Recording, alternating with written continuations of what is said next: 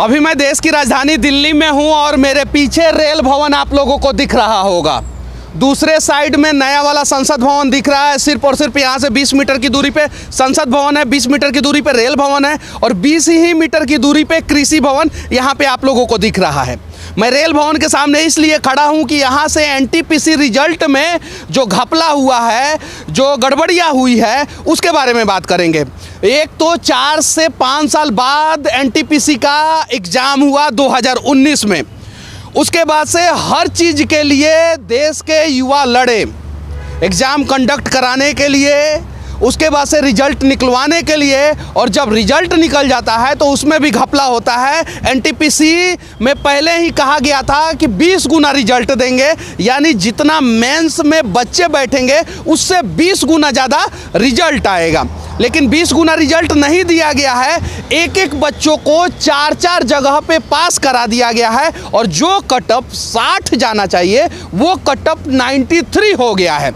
मैं ये रेल भवन में बैठे अधिकारियों से पूछना चाहता हूँ कि क्या 100 में से 93 मार्क्स जो है इस रेल भवन में बैठे सभी अधिकारी का आ जाएगा? नहीं आएगा। सबको पता है कि कहीं नहीं तो कहीं कटअप में बहुत बड़ा विवाद हुआ है। ये कृषि भवन में बैठे अधिकारियों से पूछना चाहता हूँ, बड़े बड़े अधिकारी बैठते हैं, कि क्या इनका मार्क्स आ जाएगा 100 में से 93? संसद भवन में बैठे नेताओं से पूछना चाहता हूँ, तुम लोग पास भी हो जाओगे क्या? 40 नंबर तुम लोगों का आ जाएगा क्या? नहीं आएगा। फिर 100 में से 93 मार्क्स जो है वो एनटीपीसी के एग्जाम में बैठे बच्चे कैसे लेके आ पाएंगे?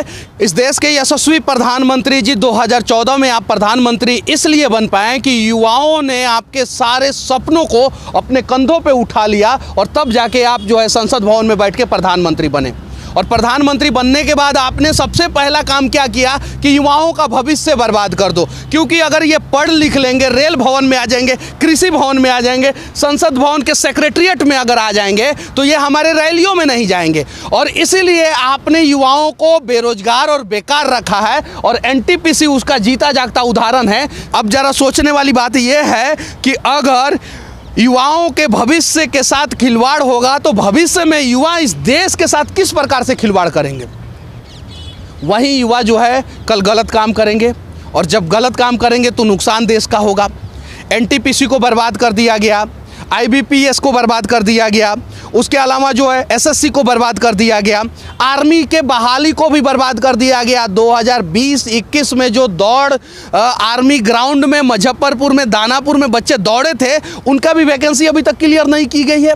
वो भी सड़कों पे लाचार हैं, बेकार हैं और कहा जा रहा है कि कोरोना की वजह से ये वैकेंसी क्लियर नहीं की जा रही है। तो आर्मी की वैकेंसी कोरोना की वजह से नहीं क्लियर की जा सकती है तो देश में चुनाव कैसे हो सकता है? 2019 के बाद से तो सरकारी नौकरी में नई वैकेंसी आई ही नहीं, जो पुरानी वैकेंसी है उसे भी क्लियर नहीं किया गया।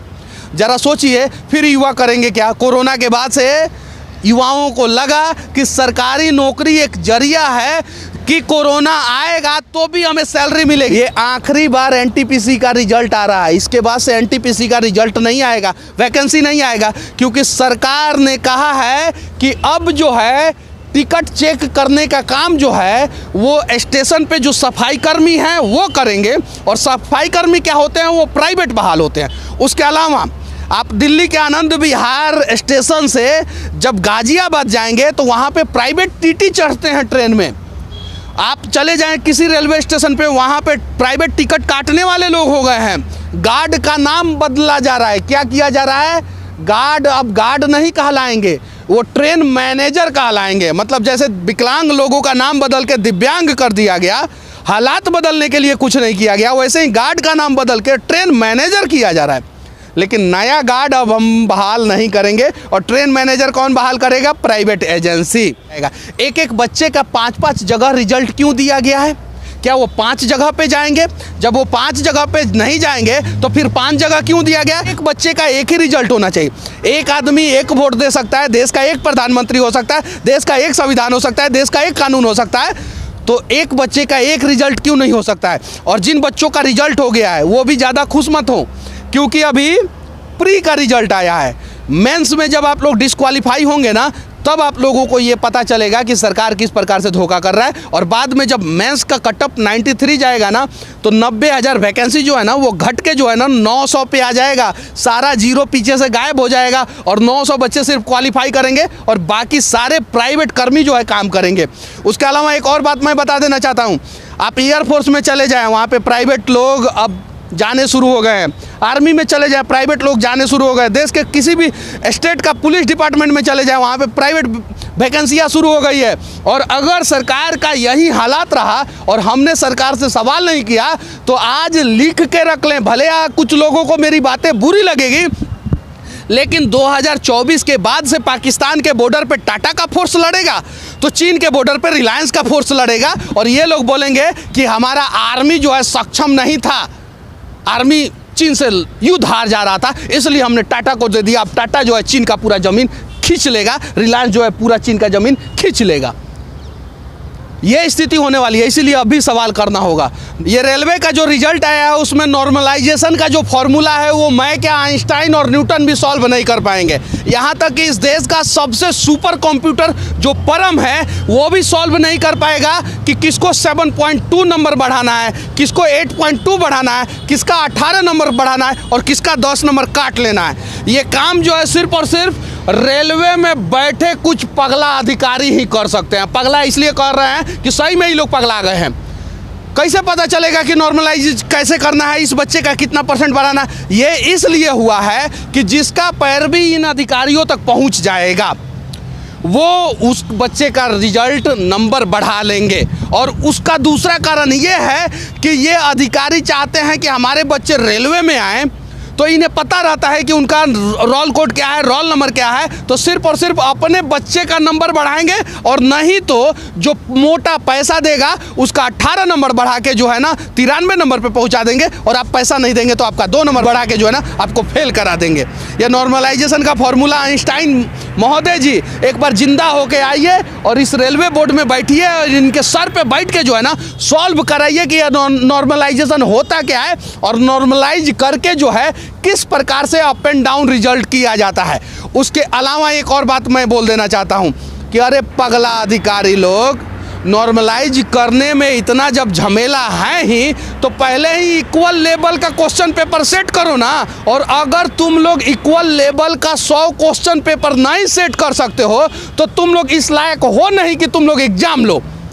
और ये सारा बवाल और विवाद इसलिए हो रहा है ना कि जितना भी एनटीपीसी आरआरबी का एनटीपीसी का रिजल्ट जो है लंबे समय तक चले। पहले गार्ड का एग्ज़ाम लेंगे, फिर टीटी का एग्ज़ाम लेंगे, फिर उसके बाद स्टेशन मास्टर का एग्ज़ाम लेंगे। जितना भी पहले डी ग्रेड की नौकरी तो आपने रेलवे में ख़त्म कर दी, पूरी ख़त्म कर दी। अब पूरा सी ग्रेड को ही ख़त्म करना चाहते हैं। बचेगा बी और ए। बी और ए ग्रेड में कितने अधिकारी होते हैं? 4 से 5%। बाकी सारे लोग जो है ना सी और डी ग्रेड में होते हैं। तो 4 से 5% ही सरकारी नौकरी बचेगा, बाकी 95 से 96% सरकारी नौकरी खत्म हो जाएगा अगर आज आप लोगों ने आवाज़ नहीं उठाया। युवाओं ने हर बार कमाल का काम किया है, कभी देश की रक्षा करने के लिए, कभी देश का सम्मान बढ़ाने के लिए, कभी दुनिया में भारत का झंडा लहराने के लिए, कभी नेताओं को हर हर मोदी घर घर मोदी का नारा लगा के जो है ना संसद भवन, इसी संसद भवन में पहुंचाने के लिए, कभी रेल मंत्री बनाने के लिए, तो कभी सड़क बनाने के लिए, रेल बनाने के लिए, हवाई जहाज बनाने के लिए, सुई बनाने के लिए, भवन बनाने के लिए काम किया है। इस बार युवाओं को अपना भविष्य बनाने के लिए काम करना होगा। अगर एनटीपीसी का रिजल्ट 1 हफ्ते में सुधारा नहीं जाता है तो सभी युवा जो है ना वो सड़कों पे उतर जाए दिल्ली में। और दिल्ली की इतनी क्षेत्रफल नहीं है जितना इस देश में युवा है। अगर दिल्ली में आ गए ना सभी युवा तो दिल्ली का जगह कम पड़ जाएगा और नेताजी लोग आप लोगों के लिए भी जगह कम पड़ जाएगा। तो हो सके तो कम से कम युवाओं का भविष्य बर्बाद ना करे। 2014 से 2022 तक सिर्फ जांच हो जाए कि कितने सरकारी कर्मचारी इस्तीफा दिए हैं, रिटायर हुए हैं, VRS दिए हैं या उन्हें हटाया गया है और कितना नया बहाली लाया गया है। तो पता चल जाएगा कि 90% इस्तीफा दिए हैं, VRS दिए हैं, हटाया गया है और सिर्फ 10% उनके जगह पे बहाल किया गया है। बाकी जो है सभी जो है प्राइवेट कर्मी आ गए हैं, सभी प्राइवेट कर्मी। और प्राइवेट क्या होगा उसके बाद से सबको पता है। बैंक में कैसे प्रेशर दिया जाता है प्राइवेट कर्मियों को, वो सबको पता है यार। ये राजनीतिक पार्टियों के अच्छे दिन आते हैं, कभी पुराने वाले संसद भवन में बैठते हैं, कभी नए वाले संसद भवन में बैठते हैं, कभी इस रेल भवन में जो है ना किसी और पार्टी के नेता बैठते हैं तो कभी किसी और पार्टी के नेता बैठते हैं।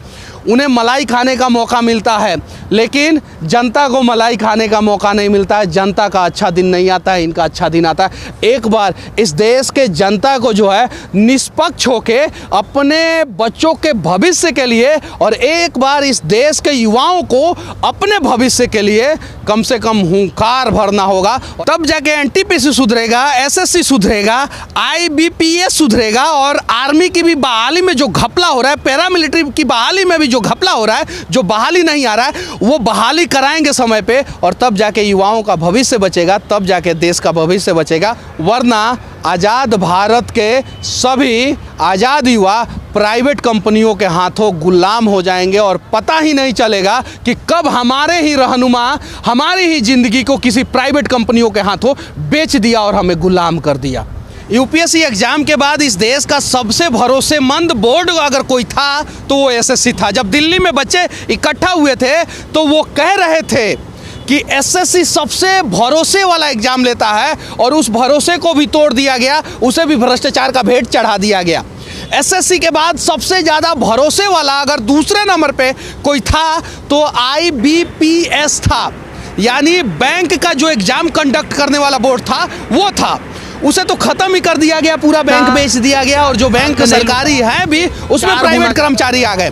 उसके बाद से सबसे तीसरे नंबर पे सबसे विश्वसनीयता वाला अगर कोई बोर्ड था तो वो आरआरबी था, यानी रेलवे रिक्रूटमेंट बोर्ड, और उसे भी खत्म कर दिया गया। अभी एनटीपीसी उसे भी खत्म कर रहा है, यानी सरकारी नौकरी देना ही नहीं है। और आर्मी के बारे में तो हम कुछ कहना ही नहीं चाहते हैं। आर्मी में पूरी बहाली जो है, पैरामिलिट्री फोर्सेज में पूरी बहाली जो है ईमानदारी पूर्वक होती थी और आज भी होती है, लेकिन आप बहाली क्लियर करेंगे तब तो 2 साल पहले जो बच्चे जो है आर्मी के ग्राउंड में दौड़ के जो है दौड़ निकाले हैं, फिजिकल निकाले हैं, रिटर्न निकाले हैं, उनका भी रिजल्ट अभी क्लियर नहीं आ रहा है। यानी आर्मी में जाने के लिए बच्चों को पहले देश के अंदर बैठे गद्दार, देश के अंदर बैठे दुश्मन जो युवाओं का भविष्य बर्बाद करते हैं उनसे लड़ना होगा और तब जाके देश के बॉर्डर पे जाके जो है ना देश के दुश्मनों से लड़ना होगा। ये कहाँ तक जायज़ है?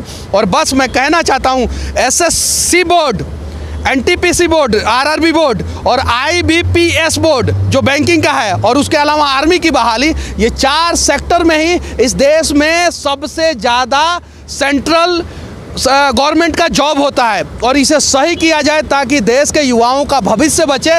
अगर नहीं बचेगा देश के युवाओं का भविष्य तो देश नहीं बच पाएगा, ये सोचने की ज़रूरत है। और जिन लोगों को सेंट्रल का नौकरी मिल चुका है, किसी भी प्रकार का सरकारी नौकरी मिल चुका है, उन्हें खुश होने की ज़रूरत नहीं है, क्योंकि अगर वो आज नहीं लड़ेंगे तो कल उनके बच्चों को सरकारी नौकरी नहीं मिलेगी और उनके बच्चों को किसी न किसी प्राइवेट कंपनी में गुलामी करनी पड़ेगी। और मैं अभी इस देश का सबसे वीआईपी जगह पे हूँ, इससे वीआईपी कोई जगह नहीं है। पीछे संसद भवन है, देखिए लिखा हुआ है न्यू पार्लियामेंट बिल्डिंग, नया वाला बन रहा है। इधर रेल भवन है, इधर कृषि भवन है, ये सारा मंत्रालय है, ये सारा। और ये मंत्रालय में सप्लाई वाला एयर कंडीशन का ये मशीन है, ये देख सकते हैं यहाँ पे पूरा सब। ये लोग बड़ी ईमानदारी से अपने लिए पेड़ लगाते हैं क्योंकि इन्हें पता है कि पेड़ ऑक्सीजन देगा, तब हम जाके जो है संसद भवन में बैठ के ऑक्सीजन ले पाएंगे। और इधर देखिए पूरा ग्रीनरी है, पूरा रोडें चौड़ी चौड़ी है। और हम आम आदमी जो है ना, कहीं सरकार जो है थोड़ा सा लालच दे देता है ना तो चुप हो जाते हैं। जिनको सरकारी नौकरी मिल गया वो सोचते हैं कि हम क्यों बोलेंगे। तो आप चिंता ना करें, आपका आने वाला भविष्य, आपके आने वाले बच्चे जो है ना किसी ना किसी प्राइवेट कंपनी में गुलामी करेंगे और इतना ज़्यादा वो प्राइवेट कंपनी टॉर्चर कर देंगे ना कि एक दिन वो आत्महत्या कर लेंगे और उस आत्महत्या के लिए ये पार्लियामेंट में बैठे नेता जिम्मेवार होंगे और उससे ज़्यादा हम और आप जिम्मेवार होंगे। जो हमारे बच्चों का भविष्य गुलाम हो रहा था, इस देश के युवाओं का भविष्य गुलाम हो रहा था और हम चुपचाप अपने घरों में मौन थे, इस चक्कर में पड़े थे कि हमारी पार्टी है तो हमारी पार्टी है तो हमारी पार्टी है, तो हम अपनी पार्टी का विरोध कैसे कर सकते हैं। यार किसी पार्टी का विरोध नहीं करना है, बस देश के लिए खड़े हो जाना है, देश के युवाओं के लिए खड़े हो जाना है, देश के भविष्य के लिए खड़े हो जाना है। ऑटोमेटिक सही काम देश में होना शुरू हो जाएगा। बस हमारा ये प्रयास कैसा लगा आप लोग कमेंट करके ज़रूर बताना। जय हिंद।